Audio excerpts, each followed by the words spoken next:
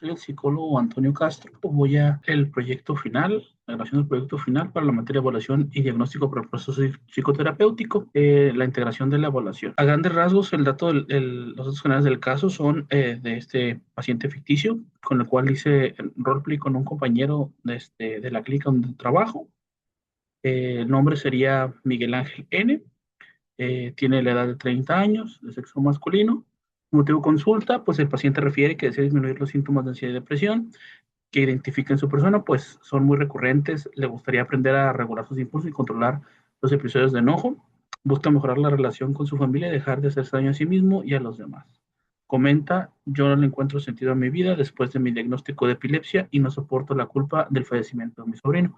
Motivo que señala como el inicio de sus cambios emocionales y es todo el conflicto, ¿no? Lo que le llevó al motivo de consulta. El contexto general del caso es que tiene 35 años, acude a consulta psicológica después de un episodio de violencia hacia sus hijos y hacia su pareja, debido a la ira contenida, mucha frustración acumulada, comenta él, prefiere mucho malestar emocional desde hace 7 años que falleció su sobrino, eh, evento del cual se siente culpable porque no estuvo él ahí presente, así que siente que tuvo mucha culpa al no poder hacer nada, ¿no?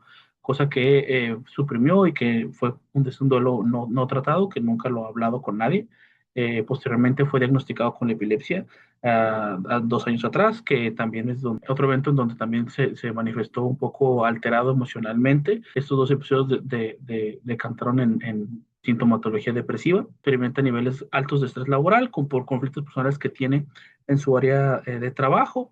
Él es soldador y vive con su esposa y sus hijos, y en el trabajo convive con su suegro, que muchas veces tanto su suegro como sus colegas de trabajo suelen hacerle bromas y humillarlo. Entonces se frustran mucho porque no puede contestar ni responder porque no es una persona que maneje ese tipo de emociones conflictivas en el trabajo, ¿no? Pero disfruta su profesión como soldador.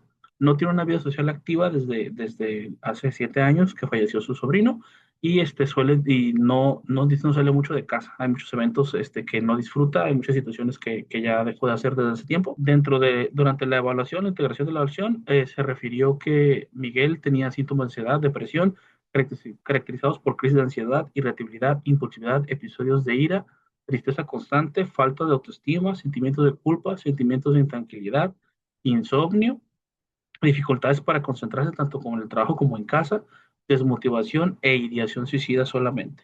¿Ha pensado seriamente en esas ideas cuando a veces tiene los episodios de insomnio? Lo cual afecta principalmente su estadía, su funcionamiento laboral y familiar, ¿no?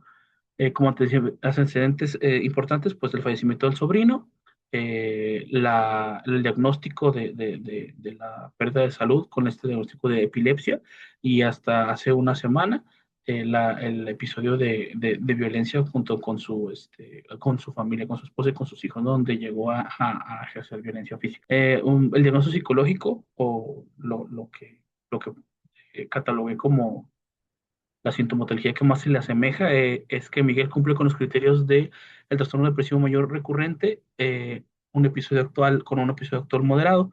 El diagnóstico lo sustentamos en que la presencia de que ha habido varios episodios depresivos previamente significativos asociados con el fallecimiento de su sobrino, posteriormente con el diagnóstico de epilepsia, y ha continuado con estos sentimientos de culpa, lo que en este tercer caso pues lo llevó a sentirse deprimido por llegar a ejercer la violencia, ¿no? De manera, eh, de alguna manera involuntaria, ¿no? Porque explotó después de tanto tiempo de estarse conteniendo por muchas cosas, ¿no?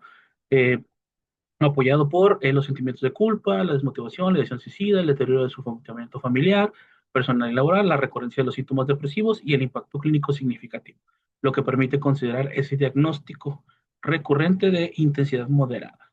Asimismo, también se consideró un diagnóstico asociado a trastorno de ansiedad generalizada, ya que existe mucha ansiedad persistente desde hace bastante tiempo.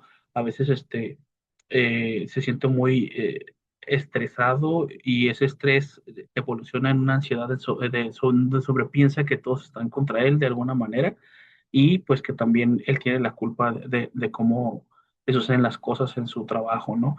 Se preocupa excesivamente por todo, a veces se irrita demasiado, que también compagina con esta sintomatología. alteraciones de sueño que también van de la mano por la ansiedad. A veces no puede dormir por pensar que tiene que ir a trabajar y que otras va a tener que convivir con sus mismos amigos y que, bueno, con sus colegas de trabajo y que esto le va a ocasionar un conflicto, ¿no? También para controlar sus reacciones emocionales y la atención tiene bastantes dificultades, principalmente, pues obviamente en el área laboral y con su familia a raíz de la frustración que carga del trabajo, ¿no?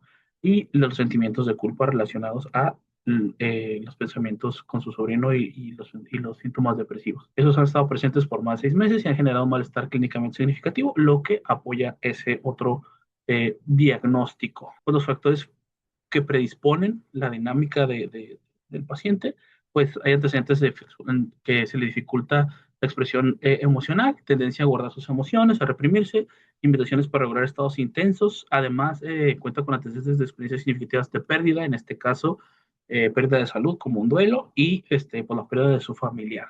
Factores precipitantes, el fallecimiento definitivamente de su sobrino fue un acontecimiento muy impactante asociado a su malestar emocional, acompañado de los sentimientos persistentes de culpa, y posteriormente el diagnóstico de la epilepsia y pues el estrés laboral que maneja en donde no puede como dejar de trabajar, no puede tampoco confrontar a las personas con las que tiene conflictos y pues se reprime, ¿no?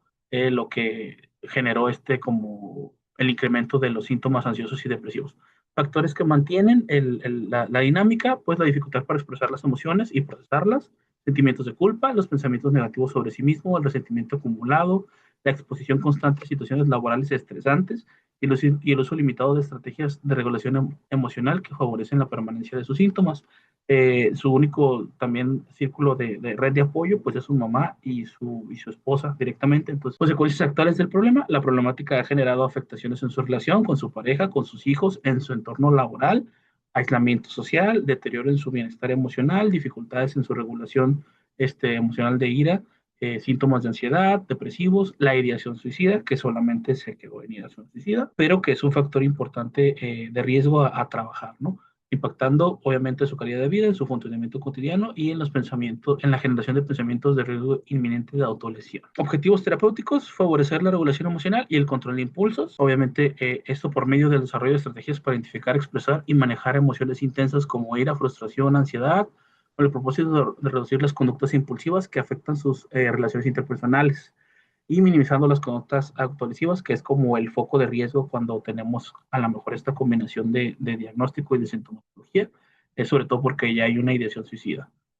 Como segundo objetivo, disminuir los síntomas ansiosos depresivos, centrando el trabajo en la identificación y modificación de pensamientos negativos asociados a culpa, inutilidad y desesperanza, promoviendo recursos de afrontamiento más adaptativos, estrategias, etcétera, ¿no? Y como tercer objetivo, pues procesar las experiencias emocionales significativas no resueltas, en este caso los duelos congelados o no tratados adecuadamente, en donde el duelo o fallecimiento de su sobrino deben ser regulados, favoreciendo la elaboración de la pérdida para reducir los sentimientos de culpa y el fortalecimiento de sus vínculos familiares. Por mi parte sería todo. Agradezco su atención, maestra, y quedo a su disposición por cualquier situación. Muchas gracias.